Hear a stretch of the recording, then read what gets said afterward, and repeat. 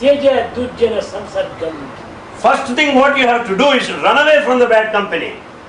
We will never develop attachment to good. విధములుగా ప్రేమతో మీ భవిష్యత్తును మీ జీవితాన్ని ఉత్తమ జీవితంగా ఆదర్శ జీవితంగా తీర్చిదిద్దాలని ఎంతో ప్రేమతో బోధిస్తుంటారు. స్వామి ఎంతవరకు అభిమానపడుతున్నారు. Swami is teaching a lot, keeping in you your welfare and the future.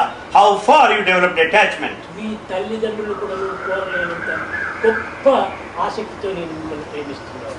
Swami loves you more than your own parents. మీరంతా అభివృద్ధికి రావాలని కోరుతున్నారు. Swami expects that you should come up. ఆదర్శవంతులైన విద్యార్థులుగా రూపొందాలని కోరుతున్నారు. Swami expects that you should be ideal ఈ students. మాటలు మీకు ఎక్కువ దీంతో చేర్చడం. These words don't reach your head. దురభిమానాలు ఎక్కువైపోతున్నాయి. You have misdirected attachment. ఎవరైనా చెడ్డ చెప్తే తక్షణమే చేరిపోతారు. If anyone tells bad, immediately it gets into your ear. కనుక దురభిమానానికి మీరు లొంగిపోతున్నారే కానీ సదభిమానాన్ని మీరు ఏమాత్రం చవి చూడటం లేదు. You have attachment, wrong attachment, not good attachment. కనుక ఈ దుష్టబుద్ధులుగా ఉన్నప్పుడు లాసే కానీ ప్రాఫిట్కి అవకాశం లేదు. So long there are wicked feelings, there will certainly loss, never a profit. కనుక ఇక్కడ ఎవరు ఫ్రెండ్? Here, friend. ఎవరు ఫ్రెండ్గా ఉన్నాడు? Who is your friend? Friend అనేవాడు ఎవరు లేడు. There is no friend in this world. అందరు కూడాను వారి వారి స్వార్థను ఆశ్రయించుకొని వారి వారి స్వార్థను పురస్కరించుకొని వాడు జీవిస్తూ ఉంటున్నాడు. Each one is selfish and carries on the life out of selfishness. Friendship అంటారు. They say friendship. మీరు బాగా అర్థం చేసుకోండి. షిప్ అంటే ఏమిటి? You understand clearly what you mean by ship? Ship అంటే పడవ, స్టీమర్. Ship. ఇది ఎక్కడ ఉంటుంది? Where is the ship? సముద్రంలో ఉంటుంటారు. It is in ocean. కాబట్టి ఈ షిప్ ఫ్రెండ్ను షిప్ చేస్తుంది, ముంచి వేస్తుంది సముద్రంలో. Therefore this friendship will immerse the ship. ఈ షిప్ ఫ్రెండ్ను ముంచి వేస్తుంది సముద్రంలో. This ship friend will immerse in ocean. Therefore it is ship.